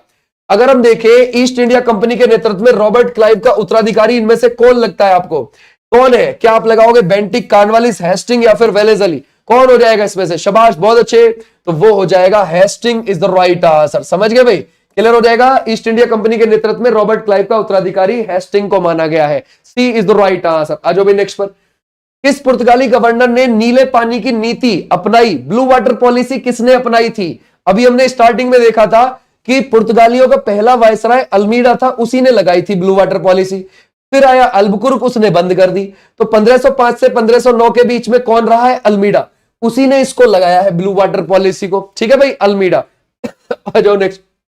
बोलता है भारत में पुर्तगाली साम्राज्य का वास्तविक संस्थापक कौन है? वास्तविक संस्थापक माना जाता है अल्बुकर्क को। समझ गए भाई? किसको माना जाता है? अल्बुकर्क को माना जाता है। ये बात आप ध्यान रखोगे। क्यों माना जाता है इसको अल्बुकर्क को? क्योंकि इसने ब्लू वाटर पॉलिसी यहां पर बंद की और 1509 से 1500 है ना 1515 के बीच में इसने कई सारे इलाके यहां पर जीतने शुरू करे और गोवा पर भी कब्जा कर लिया और गोवा को राजधानी बना दिया पुर्तगाली साम्राज्य की इसने। तो हमारा राइट आंसर कौन सा हो जाएगा? अल्बुकर्क। बोलता है अल्बुकर्क ने बीजापुर के किस सुल्तान से गोवा लिया? ये हमने देख लिया, यूसुफ आदिल शाह से लिया था 1510 में, है ना 1510 में। बोलता है पुर्तगाली उपनिवेश का प्रथम गवर्नर इनमें से कौन था? तो पहला पहला कौन था इनमें से गवर्नर? ठीक है भाई, जरा बताओ। तो हमारा राइट आंसर हो जाएगा अल्मीडा था, है ना। या तो पहला वायसराय बोलोगे आप इसको, पेपर में वायसराय लिख के भी आ जाता है इसके लिए, और प्रथम गवर्नर भी लिख के आ जाता है इसके लिए, अल्मीडा के लिए। आ जाओ नेक्स्ट पर। बोलता है एंथनी अल्बनीज दोबारा किस देश के प्रधानमंत्री बने? अब आपकी करंट अफेयर के 10 क्वेश्चन है, आगे चलो फटाफट चलते हैं। एंथनी अल्बनीज 2022 में बने थे, 2022 में पहली बार प्रधानमंत्री बने थे ऑस्ट्रेलिया के। अब दोबारा से 3 मई को वो फिर से बन गए, ठीक है भाई, और वो बन गए हैं 2025 में 3 मई को दोबारा से ऑस्ट्रेलिया के। उनकी पार्टी 89 सीटें जीतकर आई है। कौन सी 89 सीटें उनकी पार्टी जीतकर आई है? क्लियर हो जाएगा। कैनबरा ऑस्ट्रेलिया की राजधानी है। जर्मनी की फुटबॉल लीग बुंडेसलीगा खिताब 2025 ये किसने जीत लिया? जरा बताओ ये किसने जीता है? पहली बात तो अगर आप देखोगे ये 33वीं बार जीत लिया है, 33वीं बार ये है बायर्न म्यूनिख ने इसको जीत लिया है। तो हमारा राइट आंसर कौन सा हो जाएगा? ये वाले बच्चे बिल्कुल बिल्कुल ठीक है। ये कब शुरू हुई थी प्रतियोगिता? 1963 में ये प्रतियोगिता शुरू हुई है, 33वीं बार बायर्न म्यूनिख ने इसको जीत लिया। ठीक है भाई, आ जाओ नेक्स्ट पर। भारतीय वायुसेना के नए उप प्रमुख कौन बन गए? देखो भाई, हमारे एयर मार्शल जो है चीफ वो तो अमरप्रीत सिंह है, लेकिन हमसे पूछ रहा है किसके बारे में? वाइस चीफ के बारे में पूछा है। जरा बताओ कौन बन गए? पीके सहगल बन गए, आर के वर्मा, पीके तिवारी, नर्मदेश्वर तिवारी, वो कौन बन गए? जरा बताओ। शाबाश, बहुत अच्छे से कर सकते हैं हम, शाबाश। क्या हम लगाएंगे? ए नहीं है भाई, डी होंगे। नर्मदेश्वर तिवारी एयर मार्शल है। ठीक है भाई, क्लियर हो जाएगा। ये कौन से? वाइस चीफ, ये बात आप ध्यान रखोगे। ठीक है भाई, क्लियर हो जाएगा। अच्छा, अगर हम देखें इसमें से, अगर हम देखें हमारी आर्मी के जो प्रमुख है वो कौन हो जाएंगे, या फिर अगर हम देखें हमारी नेवी के जो प्रमुख है हमारे कौन हो जाएंगे? ठीक है भाई, तो आर्मी के हो जाएंगे उपेंद्र द्विवेदी, उपेंद्र द्विवेदी हो जाएंगे, ये भी आप ध्यान रखोगे। नेवी के हो जाएंगे दिनेश के त्रिपाठी, दिनेश के त्रिपाठी हो जाएंगे। और हमारे सीडीएस कौन हो जाएंगे? जो सेकंड नंबर के हैं, अनिल चौहान। आ जाओ नेक्स्ट पर। सीडीएस 4 स्टार का अधिकारी होता है। कितने स्टार का? 4 स्टार का। सबसे ज्यादा किस संस्थान को 4 पुलित्जर पुरस्कार 2025 मिले? जरा बताओ किसको मिले हैं 4? अगर आप देखोगे 1917 में पुलित्जर पुरस्कार शुरू हुआ है, और कौन देता है इसको? कोलंबिया यूनिवर्सिटी देती है। कोलंबिया यूनिवर्सिटी आपको कहां पर देखने को मिलेगी? यूएस में है, तो वही इसको देती है, यूएसए की। ठीक है भाई, और ये कितने क्षेत्र में दिए जाते हैं? 4। जैसे कि एक तो पत्रकारिता के क्षेत्र में दिया जाता है, एक ऑनलाइन पत्रकारिता के क्षेत्र में दिया जाता है, ऑनलाइन पत्रकारिता, और किस में दिया जाता है? अब तो साहित्य और संगीत में भी दिया जाने लगा है, साहित्य और संगीत में भी अब ये दिया जाता है, 4 क्षेत्र में दिया जाता है। तो द न्यूयॉर्क टाइम्स कब से आ रहा है? 1851 से आ रहा है ये न्यूज़पेपर। ये जीत गया है 4 पुलित्जर पुरस्कार। कितने? 4। आ जाओ भी नेक्स्ट पर। संघ लोक सेवा आयोग यूपीएससी के नए चेयरमैन कौन बन गए हैं? जरा बताओ। यूपीएससी की बात कर रहे हैं, शाबाश। यूनियन पब्लिक सर्विस कमीशन, ये आपको देखने को मिलेगा 315 से 323 के बीच में आपको देखने को मिल जाएगा। और ये अगर आप देखोगे हमारे संविधान के भाग 14 में आपको देखने को मिलेगा। और अजय कुमार कौन बन गए? इसके अभी हेड बन गए हैं यूपीएससी के। ठीक है भाई, क्लियर हो जाएगा। आ जाओ भी नेक्स्ट पर। बोलते हैं राष्ट्रपति ने राष्ट्रीय कानून सेवा प्राधिकरण नालसा का कार्यकारी अध्यक्ष मई 2025 में किसको नियुक्त किया है? जरा बताओ क्या लगाओगे? नालसा की बात कर रहे हैं हम। ये जो नालसा है ये क्या चीज है? नालसा, नालसा की स्थापना 1987 में हुई है। जैसे आप बूढ़े हैं, है ना भाई, ध्यान रखोगे, आप बूढ़ी हैं या फिर बूढ़े हैं, ठीक है भाई, या फिर आप महिला है, या फिर आप बच्चे हैं, या फिर आप विकलांग हैं, ठीक है भाई, ऐसे आप ध्यान रखोगे, या फिर आप बाढ़ प्रभावित क्षेत्र से आते हैं, सूखा प्रभावित क्षेत्र से आते हैं, तो आपको कानूनी सहायता फ्री दी जाएगी। किसके द्वारा? नालसा के द्वारा। और नालसा का अभी कौन कार्यकारी अध्यक्ष बन गया है? वो बन गया जस्टिस सूर्यकांत। ठीक है भाई, ध्यान रखोगे, जस्टिस सूर्यकांत बन गए। आ जाओ भी नेक्स्ट पर। उपराष्ट्रपति जगदीप धनखड़ ने किसकी आत्मकथा जनता की कहानी मेरी आत्मकथा का विमोचन मई 2025 में किया। जब ये उस समय पर थे उपराष्ट्रपति 14वें नंबर के, अब नहीं है। अब कौन है? अब तो सीपी राधाकृष्णन आ गए हैं। सीपी राधाकृष्णन जो महाराष्ट्र के गवर्नर हुआ करते थे, सीपी राधाकृष्णन, तो अब आ गए उपराष्ट्रपति बनके वो। लेकिन जब वो थे तो उन्होंने मेरी आत्मकथा का विमोचन किया। जरा बताओ क्या लगाओगे, ये किसकी है? जरा बताइए। शाबाश, बहुत अच्छे। तो ये हो जाएगी बंडारू दत्तात्रेय की। ये हरियाणा के गवर्नर हुआ करते थे, हरियाणा के गवर्नर होते थे, अब नहीं है ये। ठीक है भाई, ये भी आप ध्यान रखोगे। तो इनकी आत्मकथा का विमोचन किया था। ठीक है, आ जाओ नेक्स्ट पर। भारत में महापंजीयक द्वारा मई 2025 में जारी नमूना पंजीकरण प्रणाली एसआरएस रिपोर्ट 2021 के अनुसार भारत की कुल प्रजनन दर आपको कितनी लगती है? जरा बताओ कितनी हो जाएगी प्रजनन दर? क्या आप लगाओगे इसमें से 2.5, 2.0 या फिर आप लगाओगे 2.3 या फिर 1.6? जरा बताइए। हमारी 2021 के हिसाब की बतानी है जो 2025 में आई है। ठीक है भाई, जरा बताओ 2021 के हिसाब से इतनी है, यानी कि एक माता के पास औसतन 2 बच्चे हैं। जनसंख्या लेवल में चलाने के लिए ये 2.1 होना चाहिए। ठीक है भाई, 2.1 होना चाहिए। लेकिन हम कितने पे पहुंच गए? उससे कम पहुंच गए हैं। ठीक है भाई, या तो हम इससे ज्यादा थे या एकदम उससे कम हो गए हैं। ठीक है भाई, ध्यान रखोगे, इतने पे नहीं है, इतना होना बहुत जरूरी है। अच्छा, हमारे यहां 1.3 ये कहां का है? ये दिल्ली का है 2021 की रिपोर्ट के हिसाब से, और 1.3 ही आपको बंगाल का देखने को मिलेगा, पश्चिम बंगाल का। यानी कि एक माता इतने ही बच्चे हैं इस टाइम औसतन दिल्ली और पश्चिम बंगाल में। बिहार में अभी भी सबसे ज्यादा है, बिहार में 3 का चल रहा है। कितना चल रहा है? 3 का। यानी कि एक माता के पास बिहार में औसतन अभी 3 बच्चे हैं। ठीक है भाई। बोलता है सूचना एवं प्रसारण मंत्रालय ने राष्ट्रीय फिल्म विकास निगम एनएफडीसी का नया प्रबंध निदेशक किसे बनाया? जरा बताओ। एनएफडीसी कब बना है? 1975 में बना है। हेडक्वार्टर कहां पर है? मुंबई के अंदर है। एनएफडीसी का काम क्या है? पूरी दुनिया में हमारी फिल्मों को प्रमोट करना, फैलाना। तो जरा बताओ किसको बनाया है? Prakash Magdum is the right answer. इनको बनाया है। क्लियर हो जाएगा, शाबाश, बहुत अच्छे। आ जाओ नेक्स्ट पर। केंद्र सरकार ने किस अंतरराष्ट्रीय संगठन के कार्यकारी निदेशक केवी सुब्रमण्यम का कार्यकाल समय से पहले ही खत्म करके उनको वापस बुला लिया? जरा बताओ क्या लगाओगे? शाबाश, बहुत अच्छे, है ना। 1 नवंबर 2022 में इनको नियुक्त किया गया था कार्यकारी निदेशक के तौर पर। किसमें नियुक्त किया गया था? आईएमएफ में। ठीक है भाई, ध्यान रखोगे, इंटरनेशनल मॉनेटरी फंड में। और इनका इस बार ध्यान रखोगे नवंबर में जाकर ही 2025 में इनका कार्यकाल खत्म होता, तब आते ये। लेकिन इनको पहले ही बुला लिया सरकार ने, इंडियन गवर्नमेंट ने, कि भाई आ जाओ तुम बस। ठीक है भाई, क्लियर हो जाएगा। ऐसे आप ध्यान रखना। आईएमएफ, अगर आप देखोगे आईएमएफ 1944 में बना है और वॉशिंगटन डीसी यूएसए के अंदर इसका हेडक्वार्टर है। और इसकी जो एमडी है, मैनेजिंग डायरेक्टर है अभी, वो कौन हो जाएंगी? क्रिस्टलिना जॉर्जियावा। कौन हो जाएंगी? क्रिस्टलिना जॉर्जियावा। आईएमएफ का काम है डूबती अर्थव्यवस्थाओं को बचाना। भारत को भी बचाया था इसने 1991 में, और अभी ये पाकिस्तान और लंका जैसे देशों को बचा रहा है। बोलता है केंद्र सरकार ने ऑपरेशन सिंदूर के मामले पर वैश्विक कूटनीति संपर्क के लिए सर्वदलीय सांसदों के कितने डेलीगेशन बनाए हैं? जरा बताओ। जो अलग अलग देशों में जाएंगे, यूनाइटेड नेशन के जो देश हैं उनमें जाएंगे, इसके जो सदस्य देश है उनमें जाएंगे और बताएंगे कि हमने पाकिस्तान के और पीओके के और आजाद कश्मीर के आतंकी ठिकानों पर हमला किया है, ना कि किसी सिविलियंस के ऊपर किया है। तो हमारा राइट आंसर क्या हो जाएगा? 7 डेलीगेशन बनाए हैं। ओके भाई, 7 इज द राइट आंसर। आ जाओ नेक्स्ट पर। बोलता है 58वें ज्ञानपीठ पुरस्कार विजेता का नाम बताएं जिन्हें राष्ट्रपति ने सम्मानित किया। ये मुझे आप होमवर्क के जरिए बता देना। ये थी तुम्हारी आज की क्लास। अब मैं मिलूंगा आपको यहां वाली क्लास में कल। ठीक है भाई। तो ये हमने इसमें आज कई सारे टॉपिक करे। शुरुआत हमने खेल शब्दावली से करी थी, ओके, और उसके बाद हमने बाकी टॉपिक्स को किया है कंप्लीट।